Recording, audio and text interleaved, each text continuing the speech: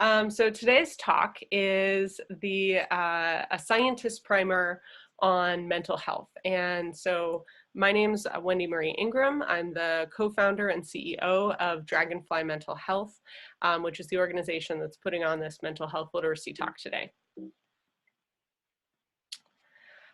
Just as a disclaimer right at the beginning, Dragonfly Mental Health is not a healthcare provider organization.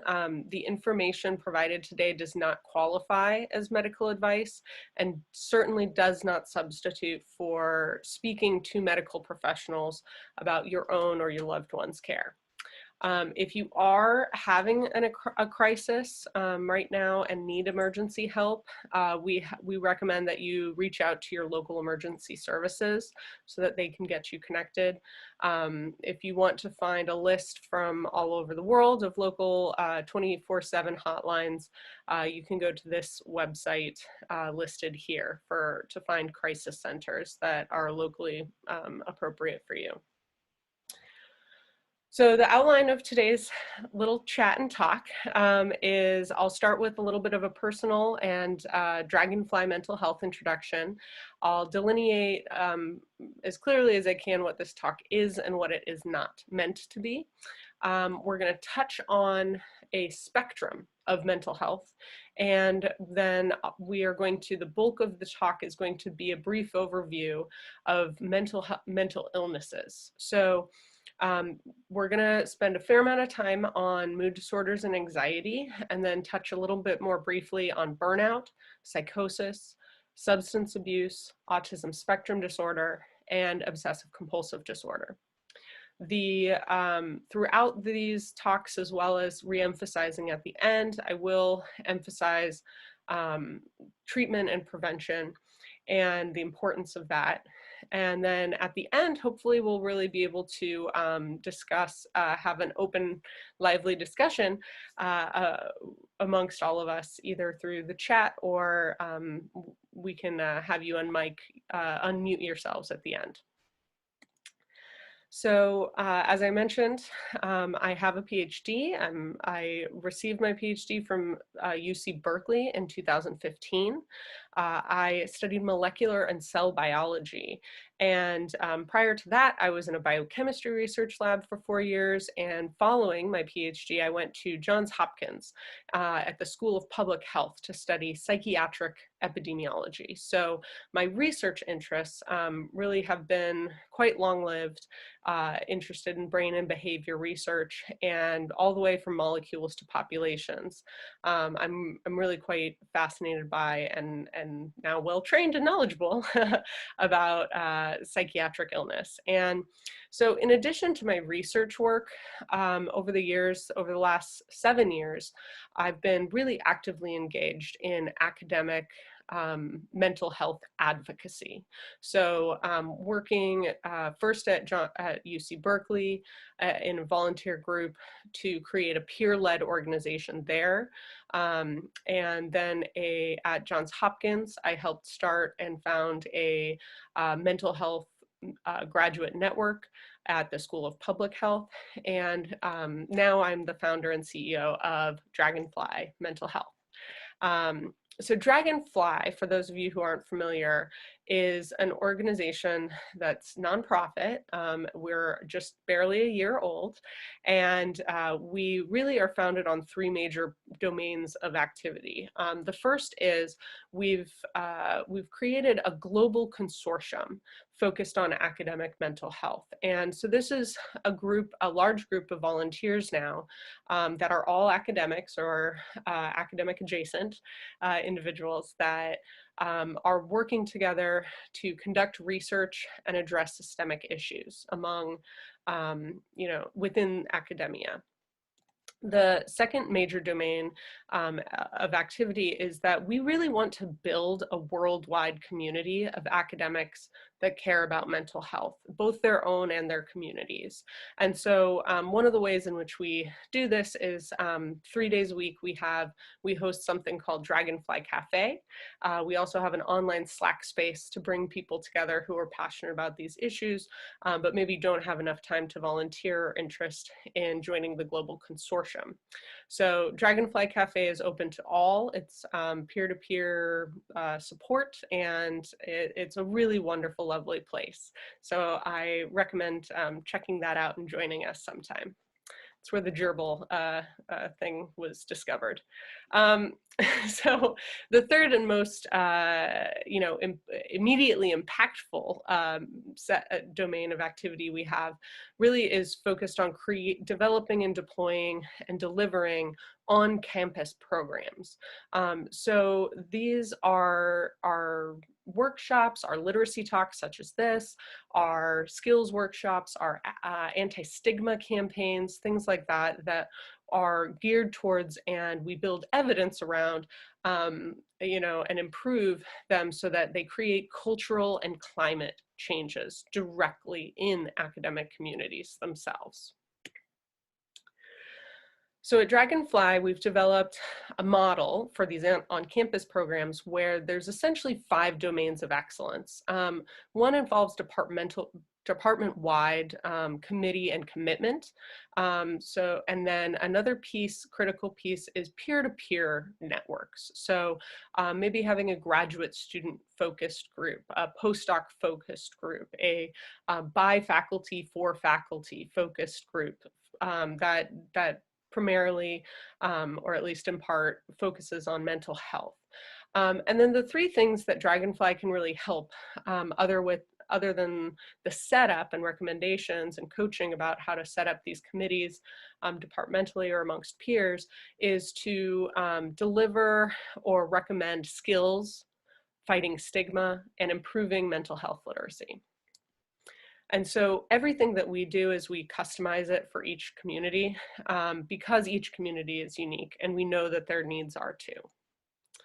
So this is just a quick picture of a snapshot of a sliver of folks who are the amazing Dragonfly Volunteers, the lifeblood of this organization.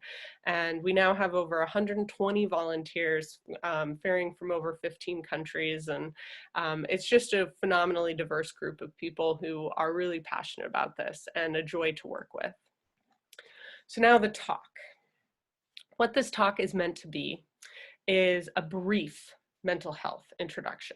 It's meant to emphasize depression and anxiety. We will, because those are the most common mental health illnesses, but we have expanded it to include a series of other relevant mental illness topics. And it's meant to be the beginning of an ongoing conversation about mental health literacy, culture change, and response preparedness. It definitely is not going to be a comprehensive knowledge and response training. It isn't everything you need to know in a nutshell. And it's not going to be a research talk, so I won't mention anything that I work on. So we like to start this talk by setting up the concept that mental health is on a wide spectrum. And so if you're mentally healthy, that really is on one end of the spectrum. You're doing well, you're resilient to changes and surprises in your environment, and you're generally okay. The thing everyone experiences, unless I guess you're locked in a bubble, and now that COVID has happened, I think even if you're locked in a bubble, stress can still happen. Everyone experiences stress, and stress on this mental health spectrum is characterized by expected and or unexpected events or trials, things that can disrupt your mental health, your mentally healthy state, but is pretty easy to get back to a mentally healthy state from. So states of stress, and there's good stress, there's bad stress. And so that's something that is characterized by being able to very relatively easily through simple coping mechanisms get back to a healthy state. Distress is when stress is impacting the person and their life, and maybe has lasted a lot longer than normal typical stresses, or is affecting more of their life, or it's something where it's a state in the spectrum where someone can be, they may need more than typical simple coping mechanisms in order to get back to a mentally healthy state. Distress, however, is discrete from disease in that while certain interventions like psychotherapy can certainly help people in a distressed state, disease is when the mental health of the individual has reached a point where there's a diagnosable condition or disease that typically does require some kind of psychological, psychiatric, or medical intervention in order to get that person back to a mentally healthy state. I'll add a caveat here that people who have mental health diseases or mental illnesses, they can operate, even if they have a chronic disease such as depression, they can operate with good care and with an excellent treatment plan that works for them in a mentally healthy state the vast majority of the time.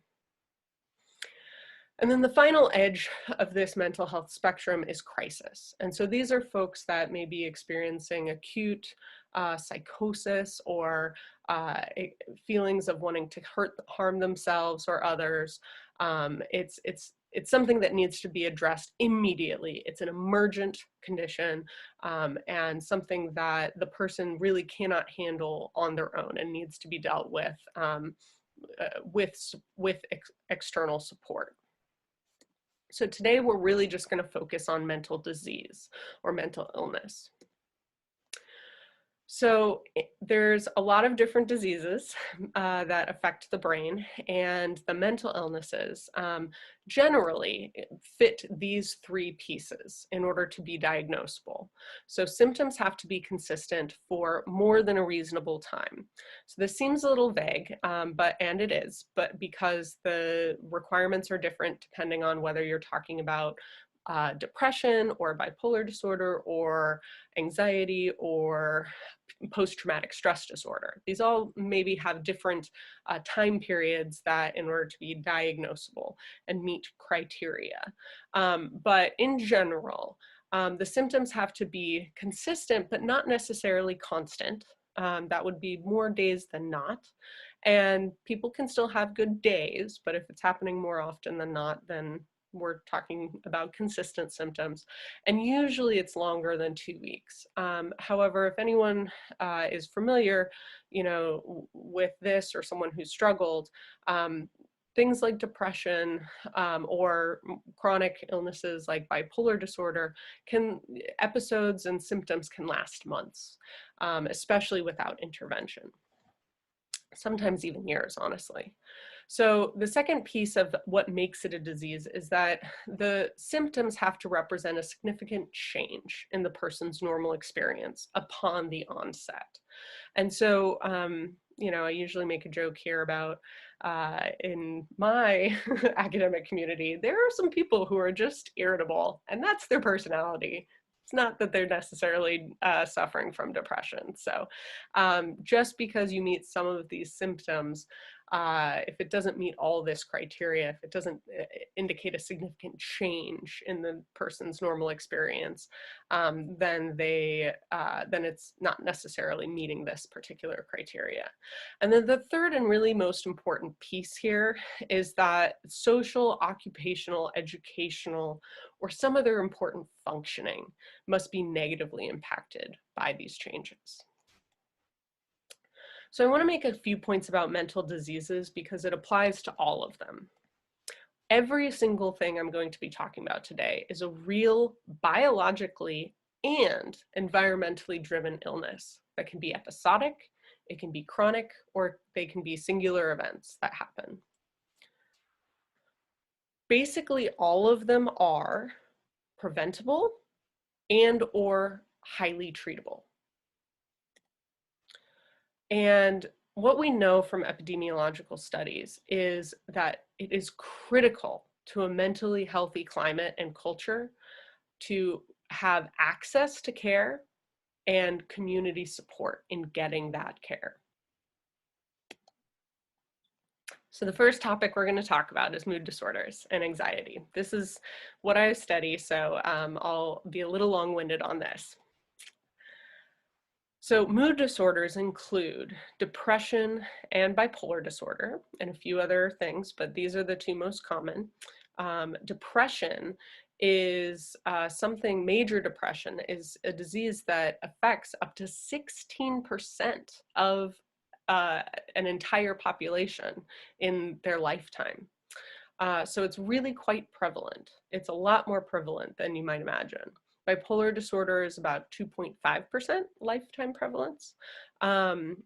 We also know that anxiety is something that can either be a disease on its own, or it is often what's called highly comorbid, or coexisting. So you'll have anxiety symptoms and depression symptoms or bipolar disorder symptoms at the same time or in the same person.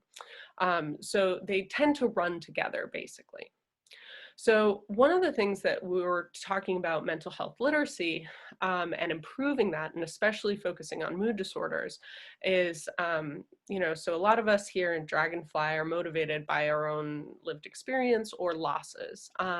I, for example, have lost 2 classmates to suicide from my graduate program, and losing them is a devastating event.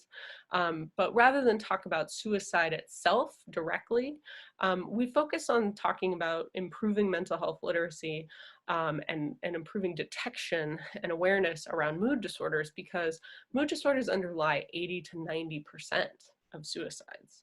And so the best way to treat or prevent suicides is actually to treat the underlying mood disorder and get people who are suffering from them to the care that they need. So in the general population, if you did a screen of everyone today, you'd probably expect about 6.7% of people to be diagnosable with a current episode of depression or bipolar disorder. And maybe about 6% of people would meet criteria for anxiety, an anxiety disorder of some sort. However, the reason why we're really emphasizing this amongst academics is that we knew this kind of colloquially, but now there's more and more evidence being accumulated that graduate students in particular, and probably throughout academia, rates of depression and anxiety are much, much higher than they are in the general population. So you get 6 to 8 times higher rates of depression and anxiety amongst graduate students based on this paper that came out in 2018. And so, like I mentioned, treating the underlying mood disorder is the most effective way to prevent suicide. And, if you do know someone or you yourself are experiencing any suicidal thoughts or ideation, the 2 most important critical things in the moment is to restrict means to carry out an act and to avoid substance use. These 2 things greatly increase the risk to the individual. So the symptoms of mood disorders and anxiety really are kind of fascinating, and I have a whole other talk that is on YouTube going into the nitty-gritty details about this. I don't have time since we're talking about all these other illnesses too, but depression and bipolar disorder affect your mood. They affect your body and your behavior, and they affect your sleep, your metabolism, and can affect your thoughts. And one of the most disturbing aspects of mood disorder is that you can develop thought disorders where you really believe become to believe that you don't deserve to get better, that you don't belong maybe in academia, or that you're not as bad as other people, and you should be able to do this on your own and get through it on your own, which is extremely problematic in seeking care once you've gotten to the point where your thoughts are now being changed by the illness itself. The causes of depression and bipolar disorder and anxiety are myriad also. So we do know that there's a number of pathways that can all kind of lead to the same manifestation or sets of symptoms. You can have immune or endocrine dysfunction. You can just be suffering from nutritional, sleep, or exercise deficiencies and develop depression. And then we also know that there are biological neurological pathways. Most predominantly well known and studied are the serotonergic pathways. But we do have a lot of studies that indicate genetics play a pretty big role, and trauma, especially childhood early adverse events, as well as ongoing trauma can induce or increase the chances of someone developing depression. And depression is not something that, mood disorders are not something that anyone's immune to, especially depression. And so it's something that affects all of us. I do want to emphasize, and I'll kind of make some points on most of these illnesses, of that just struggling with or having developed a mental health condition does not mean that you are not cut out for academia, that you're not going to be successful. And so an example that a wonderful example is Professor Kay Redfield Jamison, who is a professor at Johns Hopkins. And she is one of the world's experts on bipolar disorder and struggles with the disease herself. She wrote this incredible book called An Unquiet Mind, which was a memoir about her own lived experience. So next we'll talk about something that's a little related to depression, and people are always, tend to be a little confused about, well, what's depression and what's burnout? The critical piece about burnout is that it's work related. So it tends to be very, very work related, whereas depression and other mood disorders and anxiety can kind of affect all aspects of your life.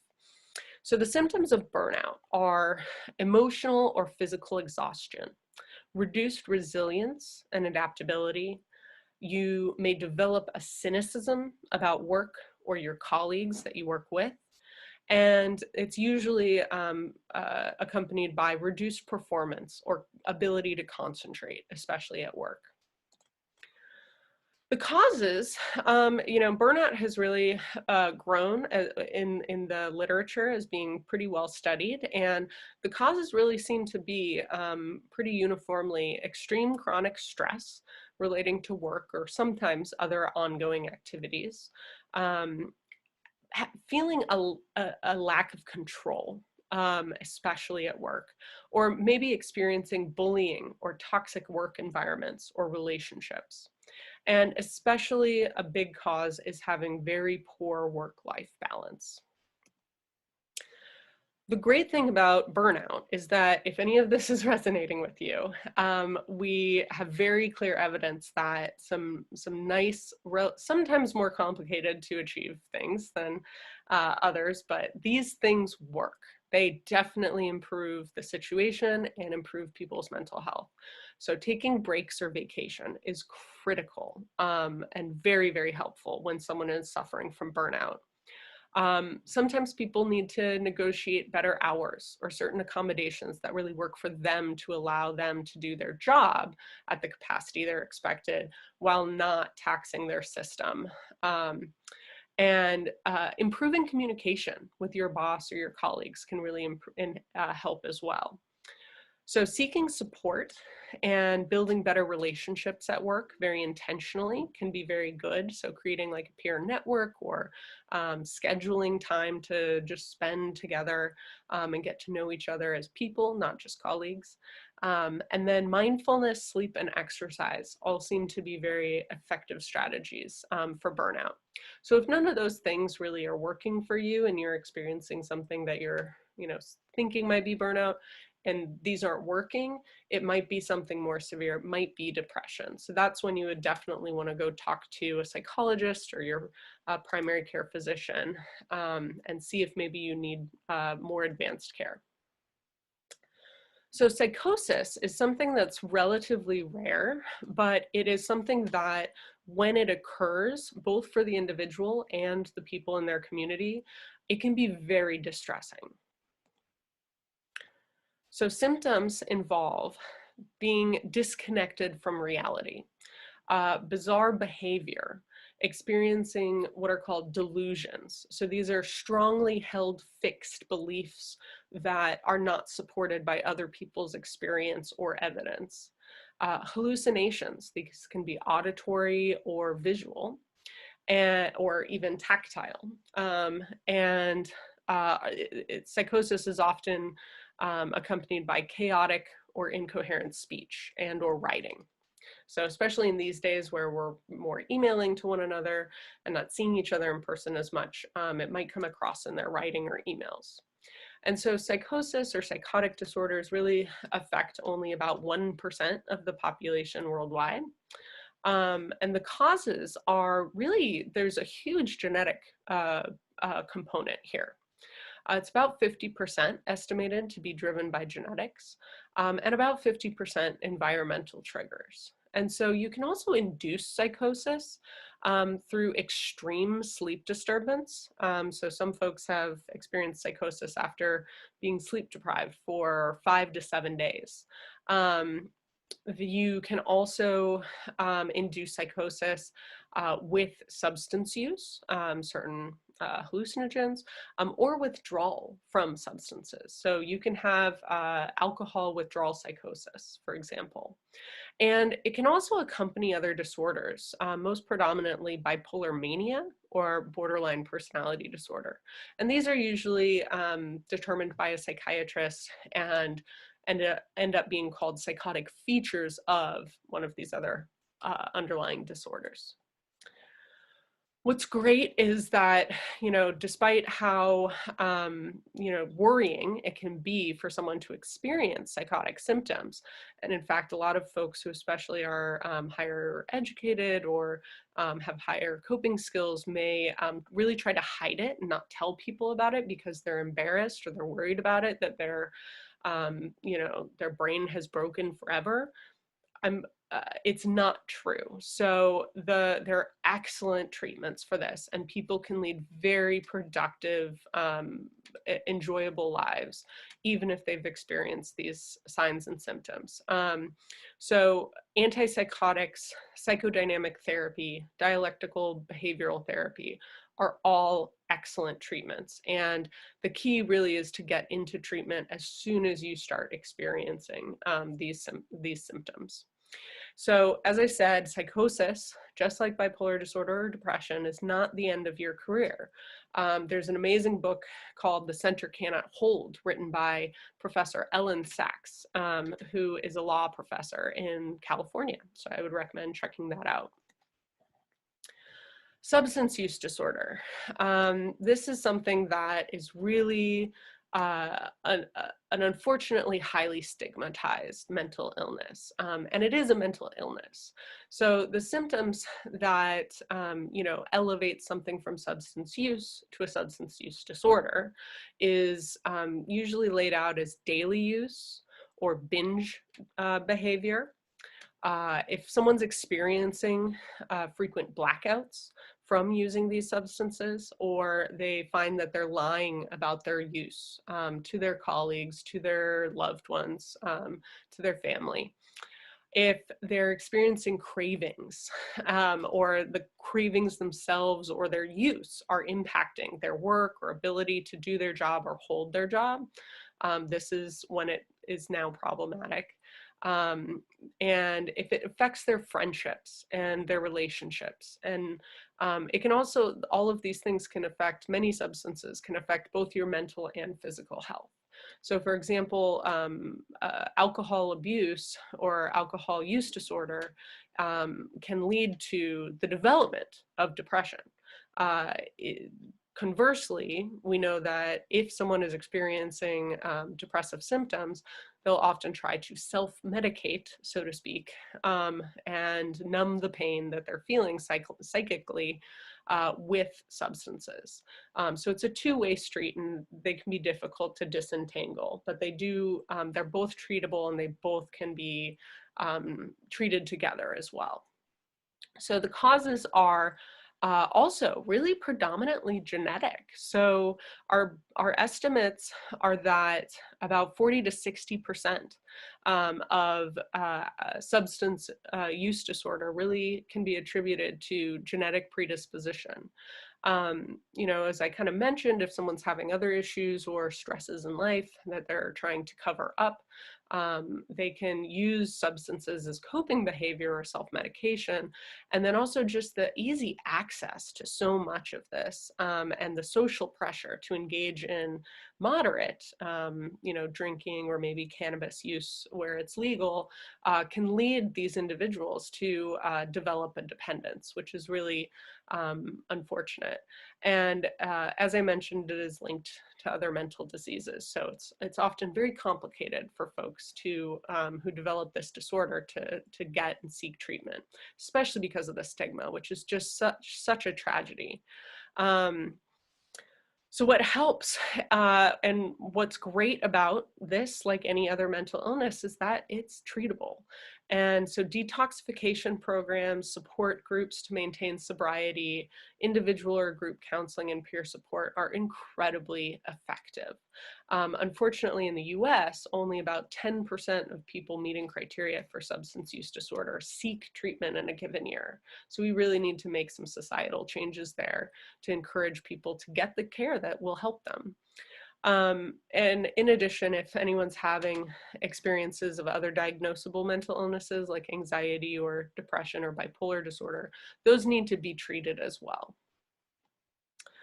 So autism spectrum disorder is actually probably the most complicated thing that I'm reducing to one page, which is unfortunate, but it bears looking at because of the prevalence in academia. So the symptoms with autism spectrum disorder are complex it's a complex developmental condition that involves persistent challenges in social interaction, often affects speech and can create nonverbal communication skill issues, and can often also result in restricted or repetitive behaviors. And so there are a lot of still unknowns about the causes of autism spectrum disorder, but we know full well that vaccines have nothing to do with it. But we do know that maybe about a quarter of cases seem to be linked to novel genetic mutations that people may experience. Usually these are the ones that are in individuals who have lower IQ, lower capacity, whereas some folks with autism spectrum disorder have extremely high IQ and capacity and ability to work and live and have relationships. And so that leaves us with about 3/4 of multigenic risk, or it's just not known, basically. But what's great is that there's a lot of research in this area and there's a lot of support available. And so there's a lot of comorbid, like I said, coexisting mental illnesses in autism spectrum disorder as well. So if people have developed depression or ADHD or OCD, medication for those are really, really helpful to help the individual. And psychotherapy, occupational or educational therapy, sensory integration are all excellent treatments for folks with autism spectrum disorder. A lot of people probably already know about a famous autistic individual and professor, Professor Temple Grandin. And if folks want to learn a little bit more about her, Oliver Sacks, an amazing writer and neurologist, wrote a book called An Anthropologist on Mars about her and her experiences. There's also a Twitter handle, Autistics in Academia. So the final piece that we'll talk about is obsessive compulsive disorder. So and I guess in the last one, I didn't emphasize this, but autism spectrum disorder is slightly higher rates among academics than the general population. So obsessive compulsive disorder includes the symptoms of a really strong urge to perform certain routines or rituals. This is the compulsion, and or unwanted repetitive thoughts or intrusive fears. This is the obsession.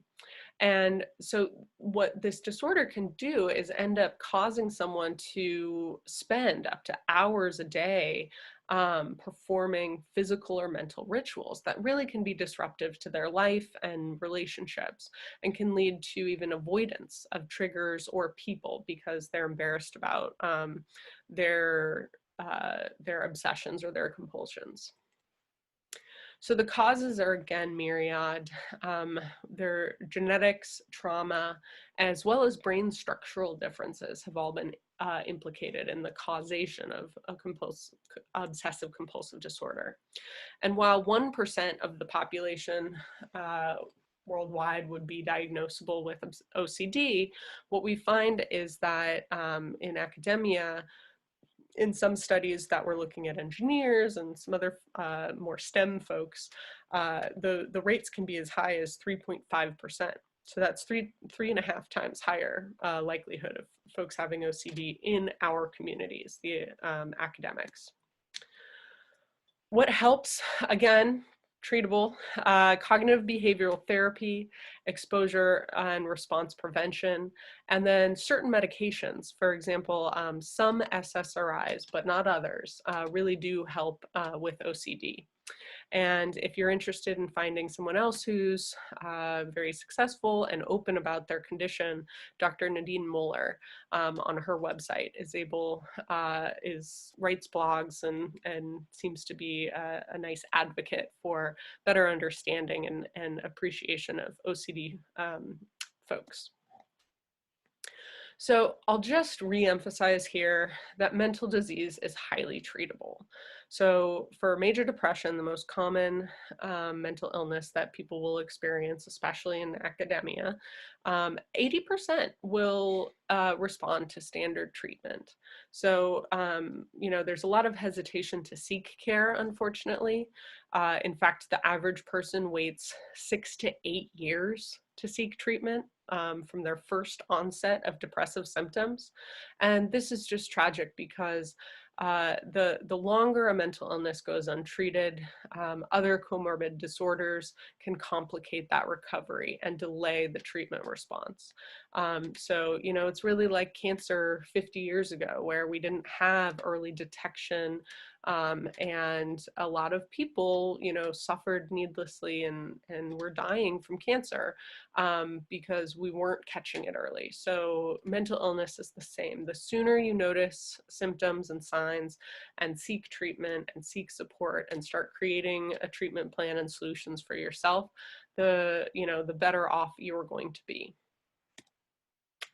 And the studies that have been done also really, really clearly indicate that community support and encouragement is hugely impactful for people seeking care and sustaining their treatment. And so that's why we really talk to everyone in academia, not just folks who are interested in this or might be struggling. We want to improve mental health literacy among everyone because community support is so critical. So I'll skip this and just go to the point that you know, you probably are all familiar with. Postgraduate education really is unique. The faculty positions and education come with unique pressures and culture. And it turns out that the cultural and systemic barriers are really quite extensive that make graduate students and faculty less likely to seek support. And we do have a lot of wellness programs, things like yoga and meditation are more available these days, but programming for undergraduates really, we're finding, are not as effective for graduate students, postdocs, faculty, and staff.